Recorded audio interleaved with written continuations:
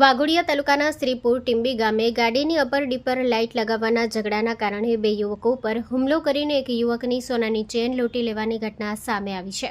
વાઘોડિયા પોલીસને મળેલ માહિતી અનુસાર વડોદરા શહેરના બાપુદ જકાતનાકા ખાતે રહેતા 26 વર્ષીય જીલ જીતેન્દ્રકુમાર પટેલ અને તેના મિત્ર પવનભાઈ સાથે 24 ડિસેમ્બરે રાત્રે શ્રીપુર ટીંબી ગામમાં પસાર થઈ રહ્યા હતા.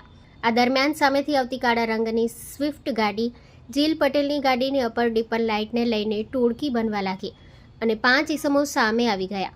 તેઓએ જીલ અને પવનભાઈને ધમકી આપી માર માર્યો અને જીલ પટેલની સોનાની ચેન લૂંટી ફરાર થઈ ગયા. આરોપીઓ પૈકી સન્ની રાજપૂતે ધમકી આપી હતી કે આજે તો તને જાનથી મારી નાખીશ. વાઘોડિયા પોલીસ સ્ટેશનમાં ફરિયાદ નોંધાયા બાદ તપાસમાં સન્ની રાજપૂત અને તેની સાથેના 4 અન્ય ઈસમોને ઓળખી પકડી પાડવામાં આવ્યા અને કોર્ટમાં રજૂ કર્યા બાદ 5 દિવસના રિમાન્ડ મંજૂર થયા છે. પોલીસે કાળા કલરની સ્વિફ્ટ ગાડી કબજે કરી ગુનાનું રિકન્સ્ટ્રક્શન કર્યું છે. અટકાયેલા 5 આરોપીઓ પાસેથી ₹4.50 લાખના મૂલ્યની સોનાની ચેન રિકવર કરવાની કામગીરી ચાલી રહી છે.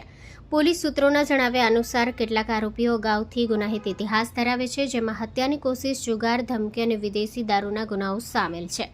Story report by Jignesh Shah, Waghodia.